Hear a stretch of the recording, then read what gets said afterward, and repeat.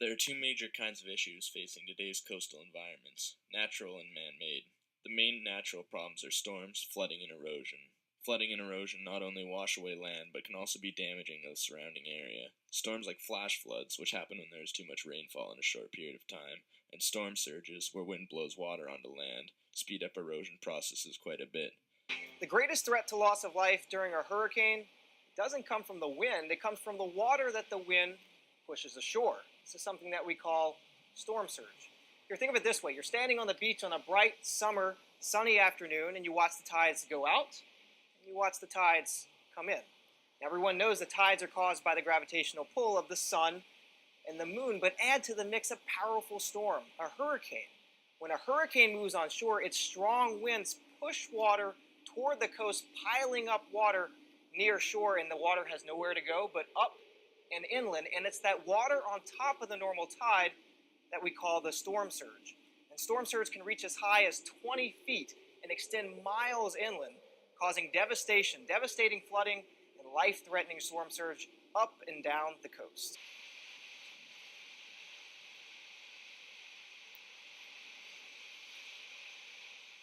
Water's coming up to the first floor now. Water's coming in the room, through the air conditioned vent. Oh man. You know what? These walls are gonna start coming in. Man-made problems include climate change, pollution, human development, and irresponsible fishing. Climate change makes sea levels rise, which can destroy coastal environments. Pollution, such as oil spills, waste dumping, and fertilizer runoff, is extremely harmful to coastal plant and animal life. Bad fishing practices can lead to the elimination of species, and fish farms spread diseases that kill both captive and wild fish. These are some examples of the issues facing our coastal environments today. For the case study, we chose to focus on the Netherlands storm surge barrier. As half of the Netherlands is 1 meter below sea level, 2/3 of the country is at risk for flooding. This is clearly shown in the photo, as the blue parts represent areas of the Netherlands which are at risk to flooding and storm surges, with the darker parts being at higher risk and the lighter parts being at lower risk. Because storm surges are a great threat to the Netherlands, the seawall was built for protection in response to a flood which took place in 1953. The wall was originally built as a closed dam. However, it was later equipped with gate-type doors, which could open and close based on weather conditions. They span a total of 9 kilometers, connecting Zeeland, Schouwen, Linden, Beveland. Under normal circumstances, water will flow freely through the barrier. However, when a storm surge is expected, the gates will be closed and a rising water level will back up behind the barrier. If the storm surge comes to an end, they can lower the barrier in increments, releasing and leveling out the water level on either sides of the barrier. Overall, this particular storm barrier guarding the Netherlands is regarded as one of the most impressive surge barriers in the world. Throughout history, people have noticed that the shores, if left alone, get smaller and smaller due to harsh erosional elements that the ocean environment provides. People have created methods that pretty well stuck with us throughout the ages because ultimately they keep the land instead of being invaded by water.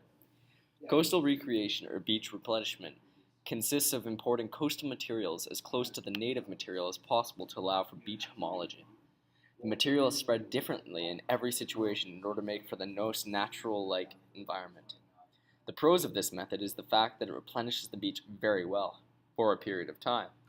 The cons is that period usually isn't very long, and the coast requires constant replenishing in order to keep up. The material is also almost never identical to the native material, so that isn't quite natural.